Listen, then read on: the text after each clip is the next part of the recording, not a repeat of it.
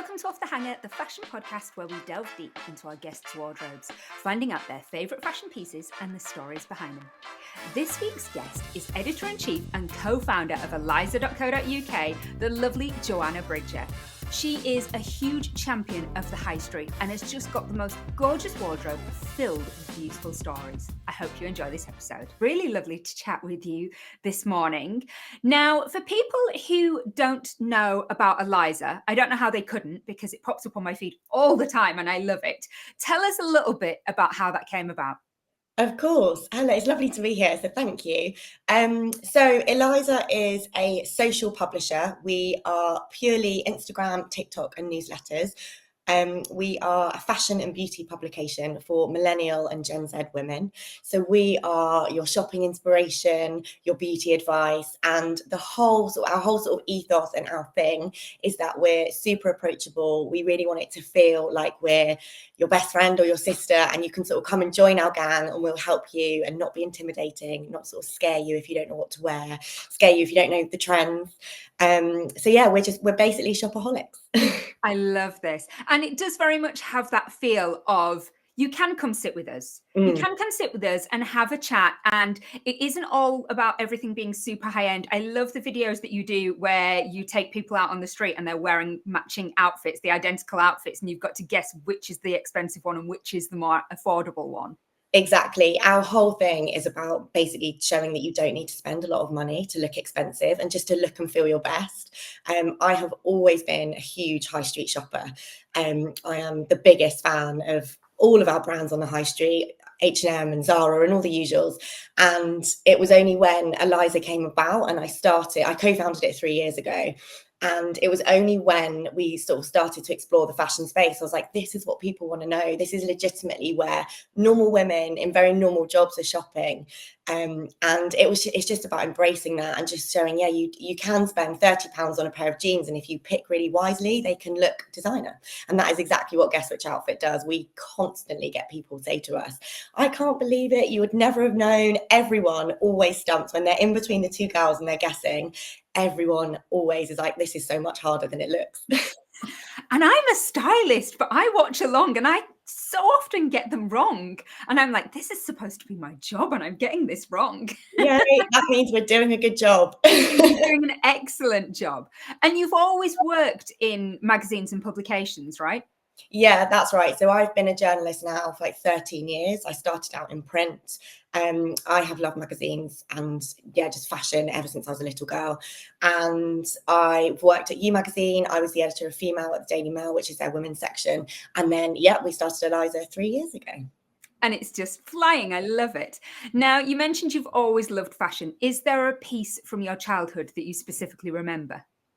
So I had to think about this on your list of questions, and the one that kept coming back to me was my christening outfit. Now, I got christened when I was about 4, so I was older than, I wasn't a baby. And I don't know if my memories are actually of that day or just of being little and seeing photos of myself. My mum loved shopping and again is an absolute high street queen. And so growing up, and I'm her only girl, I've got 2 brothers. And so shopping was always our thing. And that was it was what we did at the weekends. It was like our bonding time together. And so she has definitely instilled a love of fashion in me from a young age. And now this christening outfit that I just remember these pictures, my mum had me in very non-christening outfit. She had me in really cute little tartan red trousers and a little blouse with a big Peter Pan collar with little red trim so it coordinated. And I just remember as a little girl being like, I look cool. And it's not traditional. It was very high street. I asked my mum actually in prep for this, and it was from H&M, which is so very in keeping. But that's just really, it's like my one outfit that I really remember from when I was little. I love that. It sounds great. And I love that your mum was like, no, I'm not going for the big flouncy white lacy number. I'm going to just make it cool and make it individual. Yeah, exactly. I mean, I was too old for it anyway. I think I was 3 or 4. But yeah, I love that I was in trousers. Obviously, it was the early 90s. So that was a bit different. I probably should have been in a dress. So yeah. Love that. Breaking the norms from the get-go. Brilliant. What's the oldest thing in your wardrobe? Do you tend to hang on to things for a long time? Oh, I wish. I've definitely got that mentality more as I've got older, and I've got a lot more sentimental about things. But I because I'm such a shopper, especially I've got better as I've got older, but I'm such a shopper. I'm definitely somebody who clears out and then gets new things, or I definitely used to be. So when I saw this question, I was like, right, I know the exact piece that I want to do because I have kept it because it was so special, but I cannot find it. But it's lots of people remember this, but it was the Kate Moss for Topshop collection from the early 2000s. This particular piece that I had in mind was from 2007. I got it in Topshop Oxford Circus, which was just literally the holy grail, wasn't it? The best shop ever in the world. Iconic. And I remember so clearly, there had been so many queues, but I'd gone the next day and I'd got this blue chiffon blouse. And while I got it, I also actually picked up another Topshop blouse that I have got. So I can show you this one. And it is just so mid 2000s. It's so like peak jeans and a nice top era, which was, I remember wearing this top to a friend's, it was either her 18th or 21st birthday, and it's why I've kept it, because it just has so many great memories. It is just so iconically Topshop. And I remember that occasion on Oxford Street buying my Kate Moss blouse and then this blouse, and just feeling very, very cool. Exactly. I love those moments, those shopping moments where you walk out of the shop and it is that kind of the Julia Roberts moment. Do you know what I mean? Where you flounce out of the shop with all of your bags and you suddenly feel fabulous. I think it's such a good dopamine hit that you get from shopping. Definitely. And I really felt like I got the goods. Like everyone was clambering over that top, and everyone wanted the dresses, and I knew I wanted the top because I knew I wanted to wear it with jeans. And it's just, I'm so sad that I couldn't find it to show you, but it just makes me die that these are the prints that we were just loving back then. I saw a brilliant TikTok the other day. It's an American lady who I adore, and she is a millennial, and she basically just takes the mick out of fashion. And so she'd put this peplum top on and she was wearing it with barrel leg jeans, and she was, I've seen this video. Yeah, well, and it's the sound of "Don't do it, girl, don't do it." And then she goes, "I did it." And she's wearing like the proper kind of 2000s platforms and the necklace. Yes, the gems that used to hang around our neck. Like, honestly, like I remember that acid yellow. I wish I still had this as well, but like an acid yellow silver H&M necklace that we'd wear with like neon peplums. You're totally right. It was an era. Definitely, an era. And I think sometimes when I look at kind of the younger generations now, and they're wearing stuff and they're doing minimalism and they look so chic and so cool, I'm like, you're not learning anything from this process.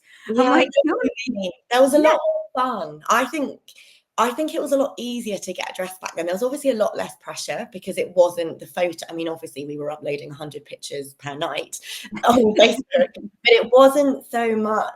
You're totally right. It wasn't like the Instagram aesthetic or anything like that. It was literally just embracing your Topshops, embracing all the color.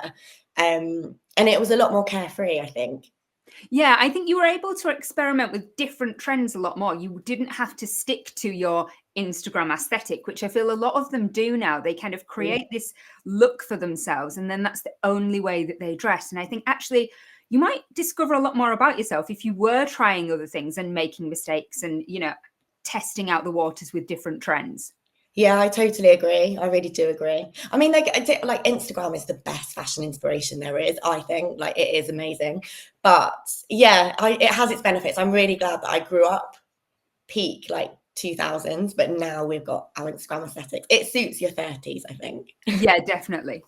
What's the piece in your wardrobe that gets the most compliments? Oh, I love this question. I have actually picked something that I wore a lot when I was pregnant. It's a funny old time being pregnant, but it was the time actually that I got complimented the most, which is maybe not something that you'd expect, but I think it's maybe my friends and the girls I work with and just women being women wanting to encourage you and support you. So I had this summer dress from Zara that was only about £35. So again, another great high street buy, and I lived in it. I was quite heavily pregnant during like the heat of summer, and it was a really hot summer. And this came in all my holiday suitcases. I wore it to work. I wore it on a shoot for Eliza, actually. My best tip for maternity dressing is not to buy maternity, and be really savvy, get lots of your elastics, and maybe go a size up or two. So I can actually still wear this now, and I'm going on holiday next week, and I probably will be packing it. So but it just was one of those dresses, like it was I think it's just quite flattering. It's really summery. Everyone loves a summer dress. I love this. I think it is a really good tip. The only maternity things, I was kind of most heavily pregnant in the depths of winter. So Yeah, I did invest in some maternity jeans, yeah, and the sadness I felt when I had to stop wearing the maternity jeans, because I was just like, these are just so comfortable and I can eat everything in these jeans. yeah, I hear you. I'm always comfortable in them. But the idea, I did that with the top half. I went for kind of just slightly larger sizes, things that I would wear again without having to spend a fortune on just purely maternity clothes. Yeah, I think it is such a good tip. And especially like we were doing so much maternity content at Eliza at the time, and it is so expensive. And at least if you're buying pieces, that I was really lucky at the time, there was quite a lot of sort of oversized silhouettes going on. So I could just sort of lean into that. I still think that's the case now, actually. And it's just so much more affordable. But yeah, I'm with you on, I'm actually ashamed to admit this. I'm trying to think, should I admit this? But I'm going to. I still wear my Nike maternity leggings now. And I'm 2 years, my son's 2 and a bit, so I'm nearly 3 years out of pregnancy, but they're just so comfy and they stay like they stretch with you. So I'd like to think they ping back, but they're just really comfy. There's nothing wrong with that. Embrace that. That's the kind of thing that I live for. Now, what's the most expensive piece in your wardrobe? You do not have to share how much it is if you don't want to, but It's what's the okay. biggest splurge you've had? I used to, I do it less now, but I used to, at like big career moments, I would treat myself to a handbag. And when I got my job as, I think it was features director at You Magazine, I went all in on the Chloe Tessa handbag, which I still have. It's this handbag here. And do I regret it? I mean, this was about 7 years ago. I mean, I still own it because I haven't sold it, but it was properly of its time. Like, I think now, again, with like learning everything that I've learned since, I wouldn't buy such a trending piece. Like, at the time, this was everywhere on Instagram. I was sensible. I got it in black. I still love the gold hardware, although I have to say, Chloe, the hardware is literally going silver, so maybe not so great of Chloe. But yeah, I loved it then. I love it now. I think it was about £1,000, and it's literally just me marking like a career moment, which I should still do now. I like that idea of celebrating with Mm. something, with a purchase, that kind of real mark of an achievement of, I've done this, I've got to this place, so I'm going to buy this thing that I'm going to have forever. I'm going to keep it for a long time. And every time you use it, you go back to that sense of feeling of accomplishment. Yeah, exactly. I think it's just nice to sort of take a minute and spend a bit of money on yourself rather than everything else going on. And that's what I used to do. And yeah, I do still love it. I don't really use it. So when it's the most expensive thing in my wardrobe, that makes me feel a bit bad. But yeah. Fashion's so circular, though, it will come back round, and you've just got to be sensible enough to hold on to it. I had 3 original Dior saddlebags. I got rid of all of them when they just went out of fashion. Went and just got rid of them, as you do. Put them back on eBay. And now I'm like, oh God. Yeah, it's so true. It's so funny when that starts to happen in your like fashion life. Like, I remember, was it the Chloe Paddington? It was another. Chloe is like I just love Chloe. And I remember that bag being on the arm of like Keira Knightley and Sienna Miller, like really early noughties, and being so into it. And obviously it went massively out of fashion. I couldn't afford one at the time, and I'm so glad I didn't buy one. But like things like that are back now, and I'm like, how has that happened already? I don't feel, it doesn't feel long enough that that's come back. Yeah, when everybody suddenly started going, oh yeah, 90s fashion's back in, I'm like, oh, I must be really old because the fashion that I grew up with is now just come back. I'm like, cool, thanks guys. I'm not getting involved because it was bad enough the first time round, but thanks. Yeah, I completely agree. I feel that with the boho disc belts that's Yes. in the shops again. And I'm like, that wasn't that long ago that I wore that. First time round. And I did not keep them either. No, I definitely do not have any of those anymore. What's the most newest thing in your wardrobe? Mine, I'm shopping quite frequently for Eliza, but I'm a big belt girl. I think belts can do so much for like just jeans. I'm a jeans and a blazer girl a lot, so a belt helps so much. And I actually got this one from River Island last week, and it is such a good Kate dupe, and it was about £13. And what I love about it is it's not black and it's not brown. Like, you can tell I'm having such a suede moment at the minute, but I love how neutral this is. So it's really great spring, summer piece. Such a good way just to update your outfit again without spending a fortune. But yeah, River Island, really good Kate dupe. I was really shocked. Ooh, great tip. Yeah. Now, you said earlier that you are quite sentimental about the pieces in your wardrobe. What is the most sentimental piece? This is a very hard question for someone that is quite sentimental like I am. And my choice is not at all glam. I'm actually quite embarrassed to show you this. Now this makes me more excited about it. Oh, it's a hoodie. Bring it on. Come on. I mean, this is American Apparel, which had, I feel like, every millennial in a chokehold in when was that? Like the early teens of the early 2010s. Do you remember the disco pants? Obviously, we all had the disco pants. But I bought this hoodie to go traveling with, and this green hoodie is probably I wear this in more photos than have ever been taken of me. I have jumped out of a plane in this hoodie. It's come around Australia, Thailand, Vietnam. It has been everywhere with me, and I could never throw it away. It's like bobbly. This has been washed in every laundrettes all around the world. I think it's had so many threads in it from like all the laundrettes in like Thailand and things, because that's how they identify that it's yours. And honestly, I could send you probably 25,000 photos of myself wearing this. So it felt like it was the only one. It was the only answer to this question. But I love this though. I love because it's a piece of comfort. It's a little piece of home when you take it on all these adventures and all these travels and places all over the world. Mm-hmm. But that it's so tied to so many memories that you have. And I think we overlook that so often with our clothes. We just think of them as, either the superficial or the very practical pieces. We don't recognize the amount of memories that are tied to each individual piece. Yeah, exactly. And that's why, even though I'm sentimental and I don't keep everything, this has remained in a wardrobe at my mum's house for, I was 21 when I went. So 15 years. And it was when I was prepping for this, I said to my mum, I need to come over and pick up that hoodie because I don't need it. I don't wear it, but I will never throw it away.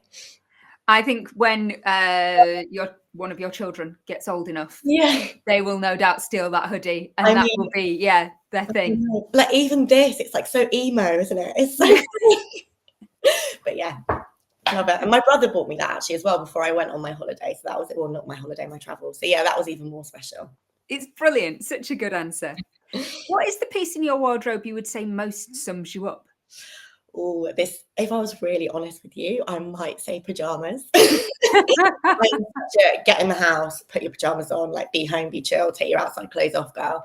But I also, it's not exciting. I'm not going to show you a pair of pajamas, don't worry.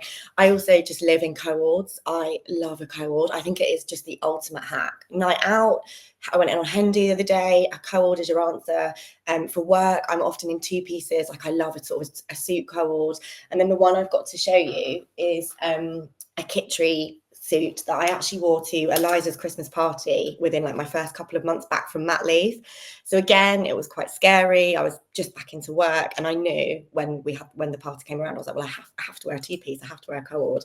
And I went for this tuxedo type Kittery number in like an electric blue that has the most bonkers trousers that have got big feathers on the bottom. I adore Kittery. I just love their brand.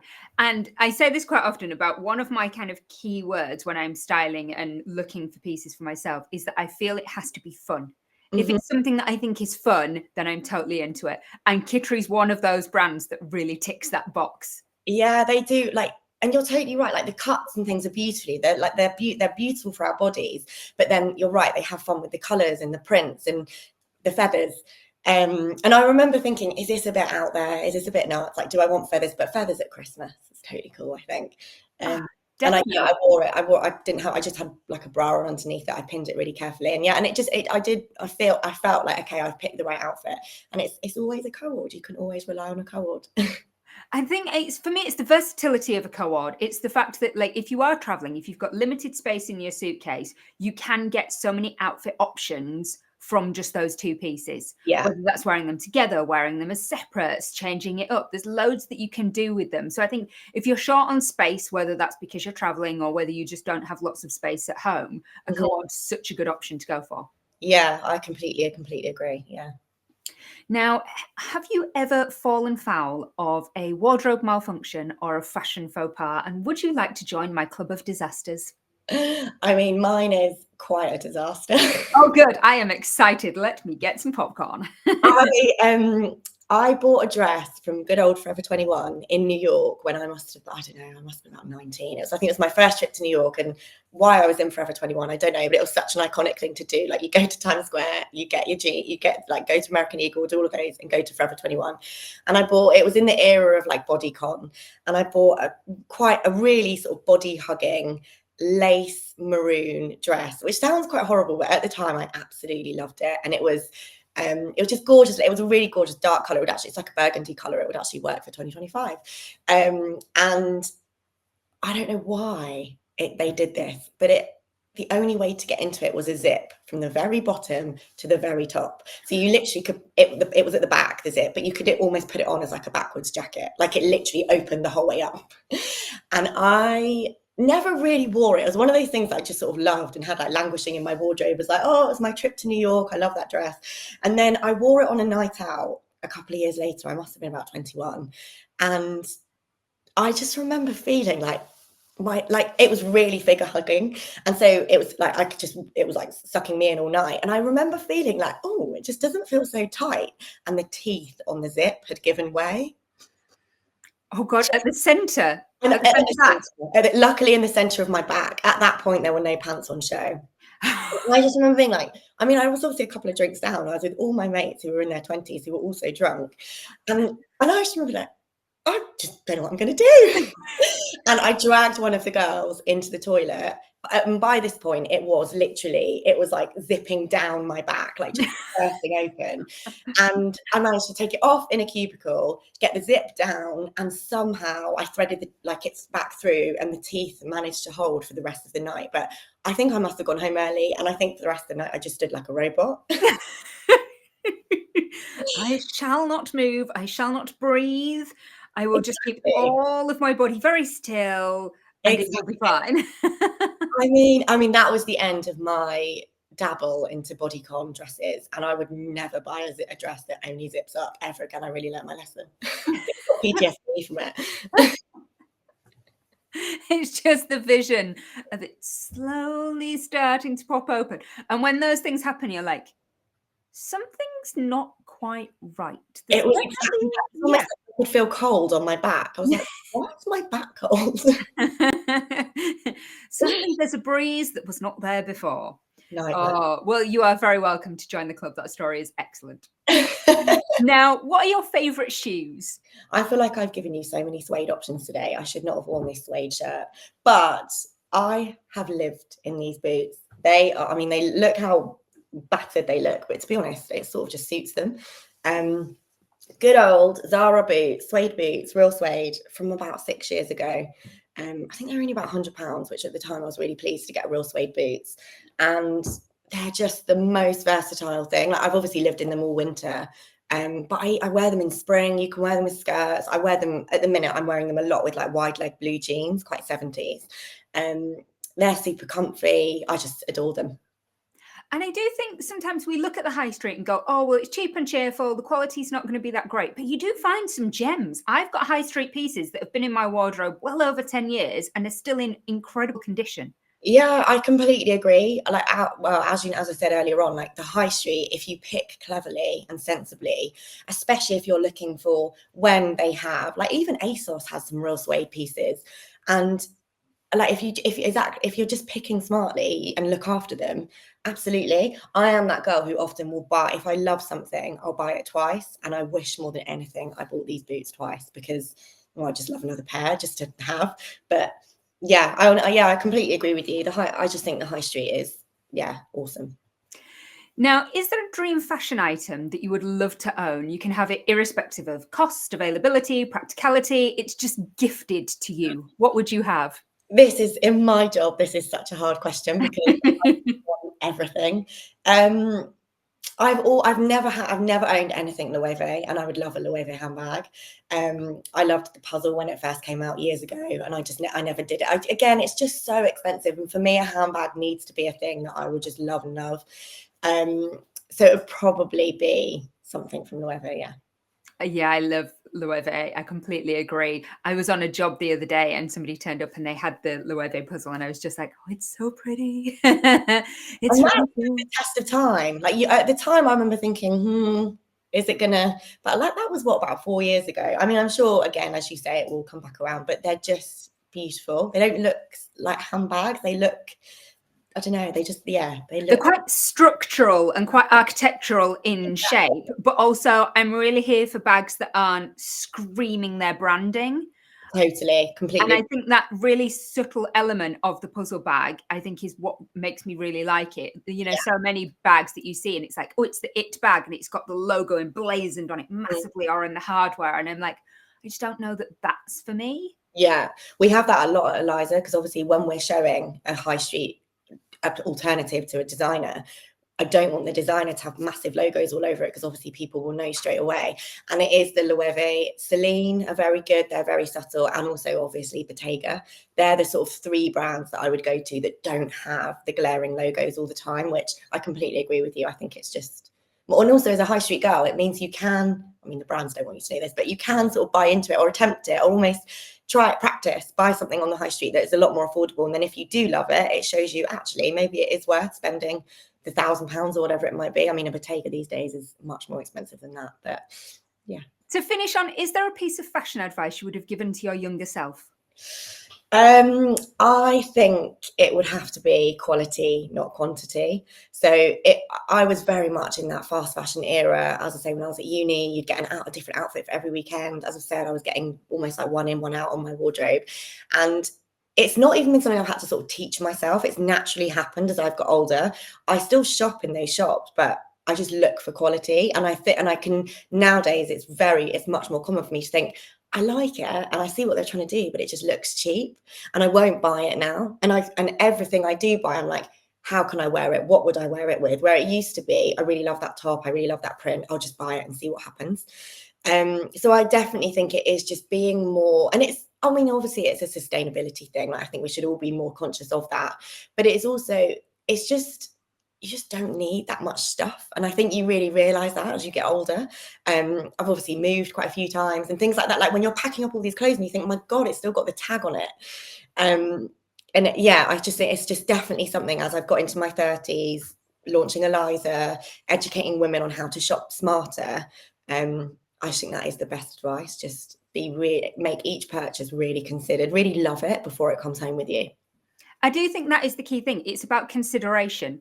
And that is about, does this work with my lifestyle? Does it fit into my existing wardrobe? How many different ways can I style it? What is the quality of this piece? If I maybe spent £50 more on the same thing elsewhere, would I get something that's made from better quality fabric, that might wash better, that might last longer? It's taking all of those things into account, rather than I was exactly the same as you. I would just see something and go, oh yeah, I'm having that. No other thought would enter my head. It's just like, oh, that's fun, I'm buying that. And then it'd sit in my wardrobe with its tags on and I wouldn't wear it. And then eventually it would go to charity shop. Yeah, I'm exactly the same. It's funny, it's just a getting older thing, isn't it, I think? Yeah, I think it's because I think you're much more aware of how hard you've worked for your money. Yeah. Whereas you're a bit more frivolous about it when you're younger. Whereas when you're older, you're like, no. If I only have this much expendable income because the rest has got to pay for the mortgage and the bills and the kids and everything else, then I'm going to make sure that what I spend that on is genuinely something that I'm going to use and wear. Yeah, I completely agree. And also, I'm not embarrassed anymore to rewear things. And whether it be I style them in a different way, or even if I have an outfit at the minute that's like a real fallback, which is really tonal. It's like a brown sweatshirt and brown like wide leg suit trousers. And me 10 years ago, I'd constantly be like, oh, I can't wear them together again. I've already done it. But actually now I might change my necklace or I'll put a different belt on. But actually I'm not at all embarrassed or mortified or anything, just to lean into the fact that, yeah, I've worn it and I love it and I'm going to wear it again. That's brilliant advice. Thank you so much for being a guest. Thank you so much. Well, I hope you enjoyed that chat. If you did, please remember to recommend Off the Hanger to a friend.